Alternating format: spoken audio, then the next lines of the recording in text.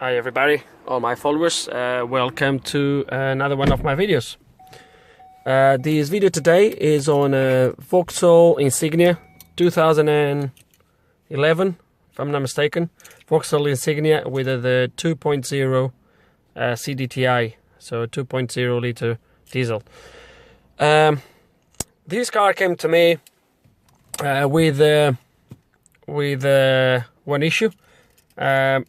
That is, the engine light is on.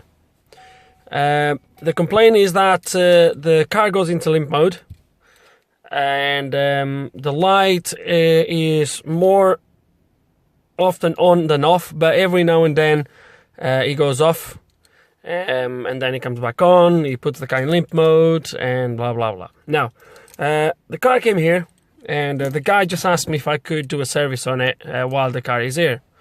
I've just finished that, so we did an oil change, filter change, air filters, all that stuff.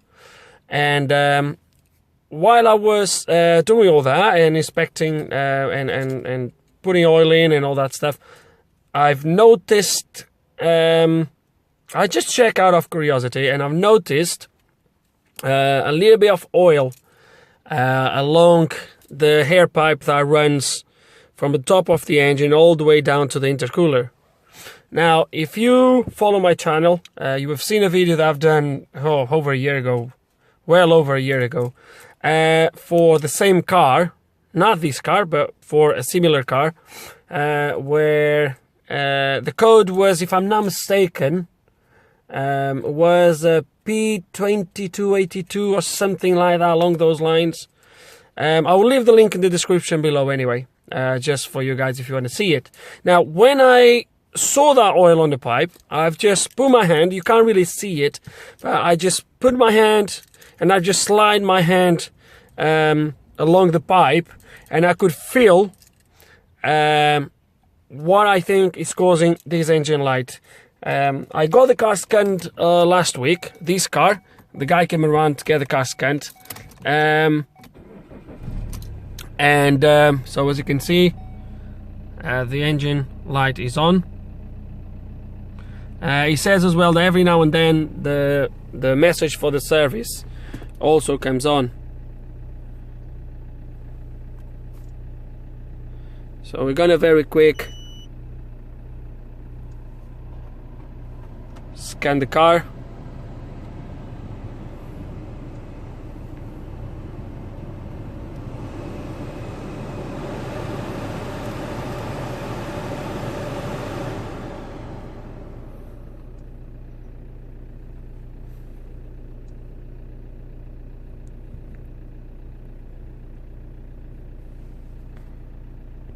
Okay, and we are in the main menu. I'm just gonna go straight to the engine.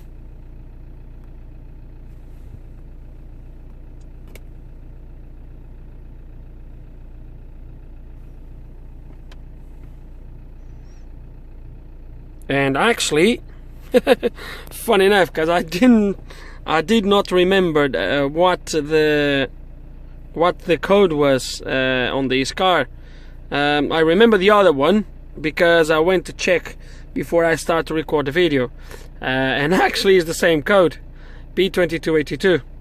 So I don't even know if it's worth to make this video. I'll do it anyway. This is going to be 99.9% sure that that air pipe is split, and obviously is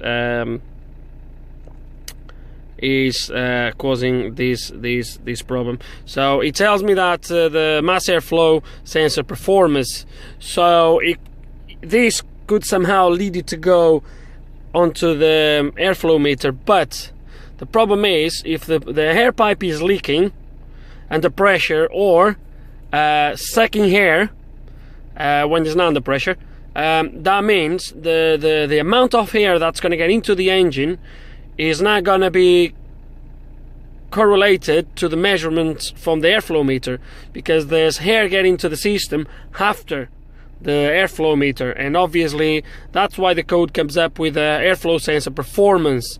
So it doesn't tell me there's an open circuit or a short circuit. It just tells me the performance. So it's telling me the reading, something is wrong with those readings.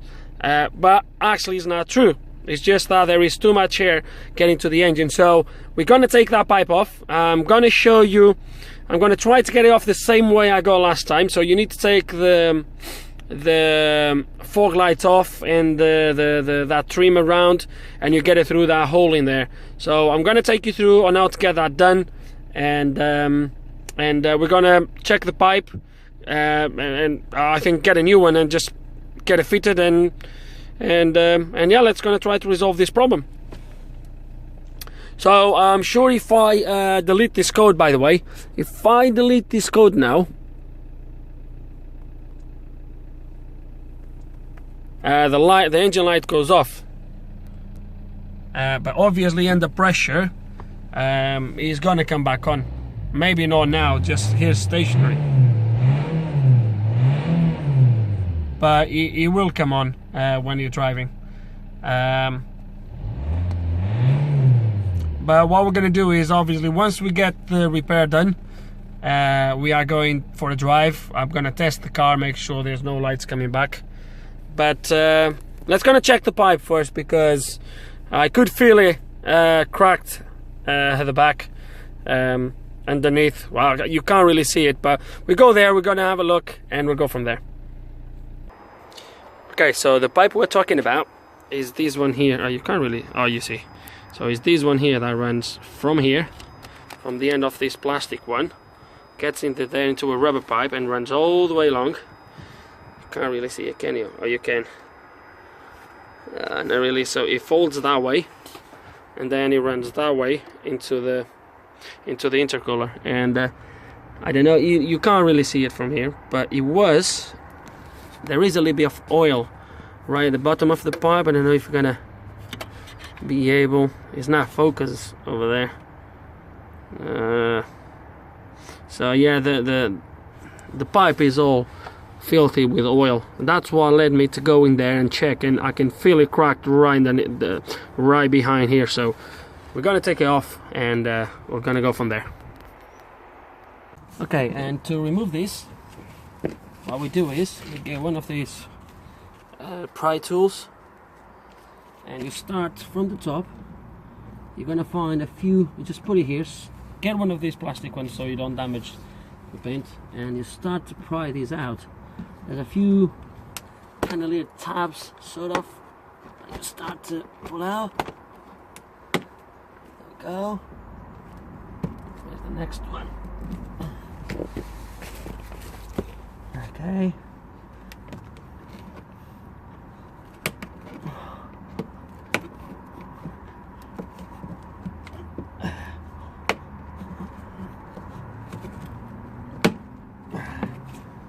Now we pull a little bit more, and this should start to come out.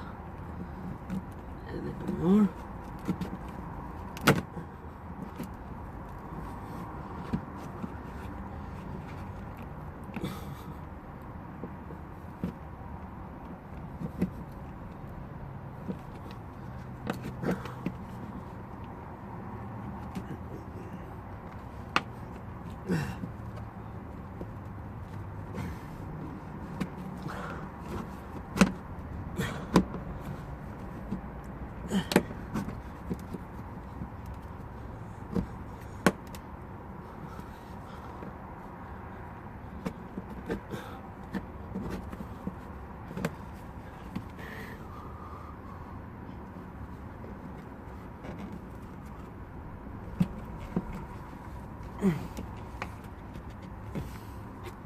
Come on.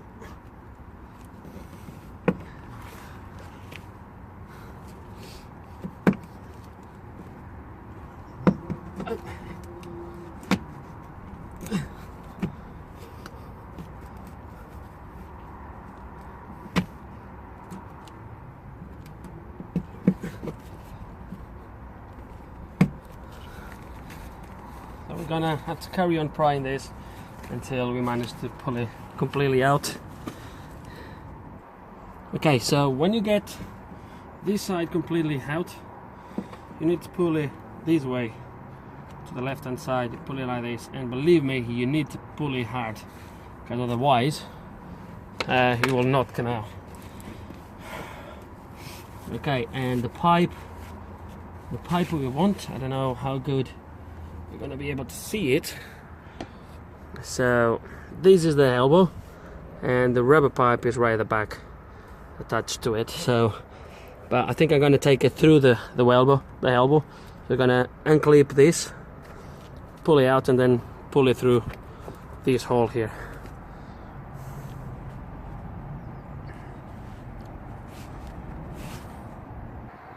Okay, the top clip, which I'm gonna obviously try to take first, so then we can pull the pipe, is this one here, okay? But as you can see, it's behind that piece of metal, that little bit tab. So if you try to pull it out this way, it won't come out. So the way you do it is you push the pipe up. Let me try to show you how this is done. It's a little bit tricky holding the phone, but just look at the clip. So if you pull it up, you're gonna see, come on, you're gonna see that it's gonna free up its way out, you see?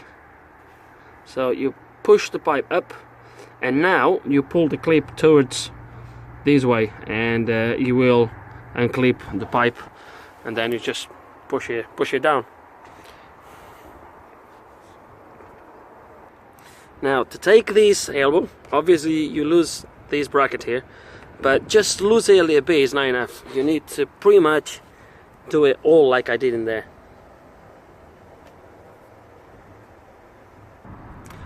And the reason behind it is because what this Jubilee clip actually does holds this bracket underneath, and this bracket is folded on both ends, and actually clamps or grabs both pipes, both ends, and keep them together. And all this Jubilee clip does really is just hold everything down. So you need to lose it that much so you can open the bracket underneath. Otherwise you won't be able to take this out. Okay, so that's done, and now we're gonna take out. Usually you need to do a little bit of a thingy here. So this is the bracket I was saying to you. As you can see, it's folded in order to grab both sides. Now it just comes out, and it's gonna check this pipe, and there it is, completely split up here, and it's gone through already. I can see on the inside, and the split is completely through already. I think it's the only place though. I've seen it worse than this, to be honest. Yeah, it's the only place, but definitely is split in there.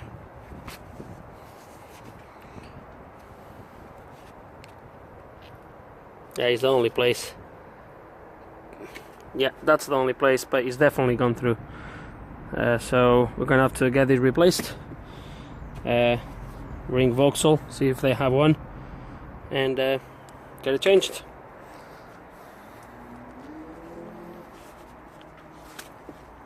So I just got from Vauxhall. I just thought it would be worth to show you. So the new pipe, the bottom clip, it comes with a elbow as well. The bottom clip is slightly different now. Obviously, is all you need to do now is push it, and that will obviously open the outside. It will clip again. So it's slightly different, but it comes with a elbow. And part number for you guys interested. This is the part number 23163,578. And the price is the one